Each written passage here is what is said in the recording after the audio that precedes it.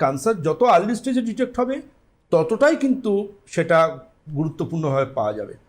আর তো সবচেয়ে গুরুত্বপূর্ণ হচ্ছে প্রস্টেটের মধ্যে যে টিউমার বা সোল থাকে, এটা কিন্তু ক্যান্সার হওয়ার প্রবণতাও থাকতে পারে, নন ক্যান্সারাসও হতে পারে। কিন্তু সেক্ষেত্রে ক্যান্সার হলে বা না হলে সিমটম কিন্তু অনেকটা একই।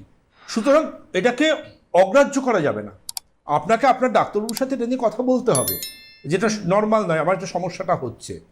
আর সবচেয়ে গুরুত্বপূর্ণ যেটা আমি সেই সমস্ত দায়িত্ব জ্ঞান সম্পন্ন সন্তানদের বলবো বা তাদের ছেলেমেয়েদের বলবো, যে দয়া করে ইন্টারনেটের থেকে সময় বাঁচিয়ে, কাজের কর্মজগতের থেকে সময় বাঁচিয়ে বাবা মাদের এই সিমটমগুলো একটু আপনারা দেখবেন যে এই ধরনের সমস্যাগুলো বাবা মাদের হচ্ছে কিনা। কারণ বাবা মারা আজকে 21st সেঞ্চুরিতে তাদের সন্তানদের আর বিরক্ত করতে চান না।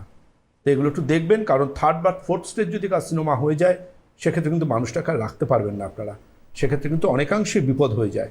যদিও মেডিকেল সায়েন্স অনেকটা এগিয়েছে, এখন অনেকটা আমরা আটকাতে পারি, অনেক কিছু করতে পারি, আয়ুর্বেদ সিস্টেম অফ মেডিসিনও অনেক প্রতিনিয়ত রিসার্চ হচ্ছে, তবু বলবো সতর্কতা কিন্তু হতে হবে।